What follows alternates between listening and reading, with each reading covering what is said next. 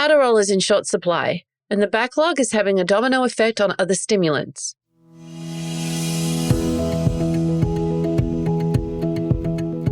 Welcome to the Carlat Psychiatry Podcast, keeping psychiatry honest since 2003. I'm Chris Aiken, the editor-in-chief of the Carlat Psychiatry Report.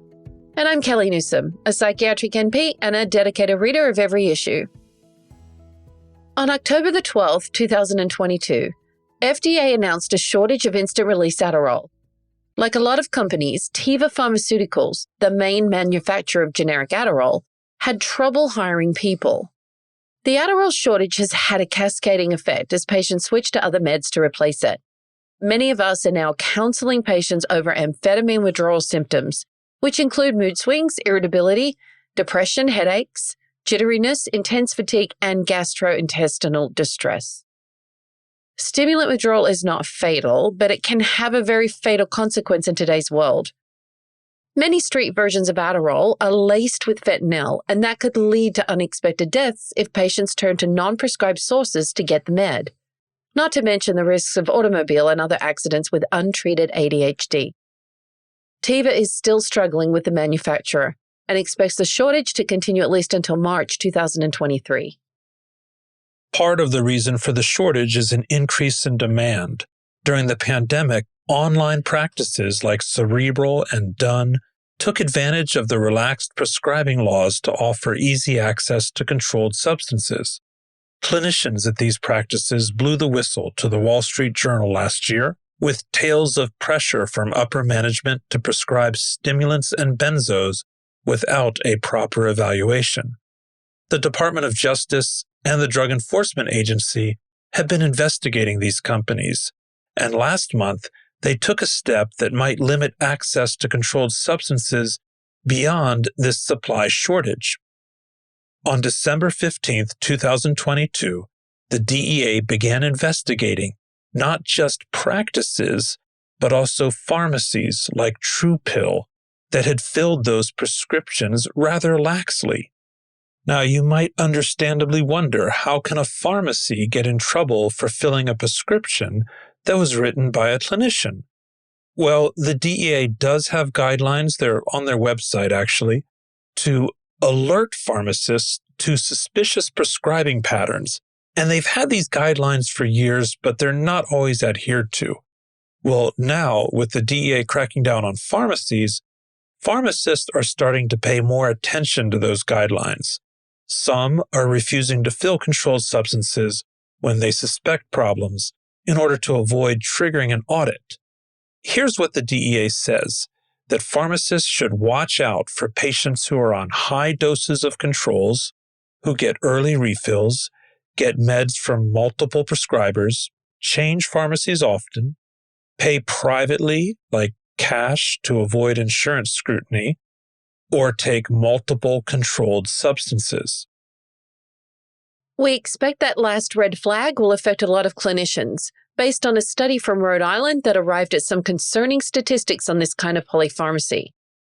The authors dug through the state's controlled substance database and found 142,000 residents who were prescribed a benzodiazepine in 2018. That's 13% of the Rhode Island population, a bit higher than the national average of 8%. But then again, Rhode Island came out number one in a recent survey of states that had the highest rates of unhappiness and stress. But that's not what raised our eyebrows. Among those prescribed a benzo, 7% were also given a stimulant, which means that 1 in 115 people in Rhode Island were taking a stimulant and a benzo in 2018. The rates of co-prescription were double that when they looked at benzos with opioids. And these were just 2018 numbers. We know stimulant prescriptions increased 16% during the pandemic. The most common benzo-stimulant combo is Adderall with Xanax, and these are the most rewarding drugs in their respective classes. That's 1 in 115 people taking both a benzo and a stimulant in the past year. Not 1 in 115 patients, but 1 in 115 people.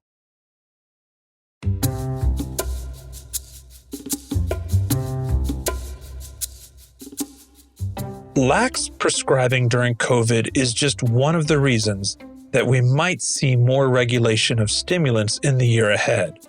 Another is a looming stimulant overdose crisis. The CDC has noticed an uptick in stimulant overdose deaths over the past decade, particularly in those taking stimulants with opioids.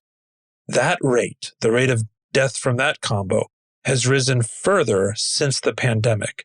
The CDC now estimates that stimulants are involved in 1 in 4 overdose deaths. Back to the stimulant shortage. If the stimulant shortage forces you to change your patient to a new medication, check out Dr. Aiken's 2-part webinar at thecarlatreport.com on how to choose a stimulant. Part 2, which is called On How to Select a Specific Formulation, has the math on how to convert from one stimulant to another. Some conversions are exact, but for others we gave our best estimate based on animal and clinical studies. One fuzzy one is converting from Adderall to Vyvanse. You'll usually need to double the Adderall dose to get a Vyvanse equivalent.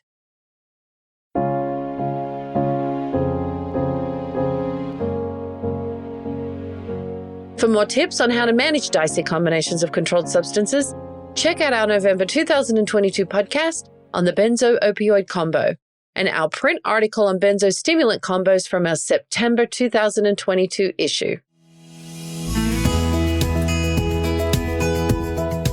Earn your CME for this episode through the link in the show notes, or subscribe to the print journal online and get $30 off with the promo code PODCAST. Keep up with the latest research with Dr. Aiken's daily psych feed on LinkedIn and Twitter, handle @ChrisAikenMD, where he posts a new research study every day.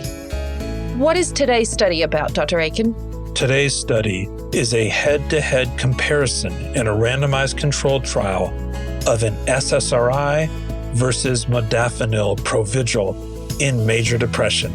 It's a small study, but a first of its kind.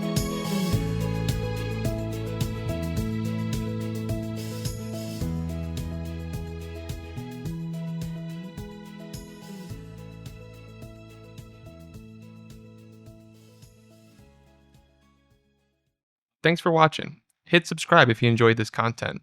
And to earn CMEs for listening, head on over to thecarlatreport.com/podcast.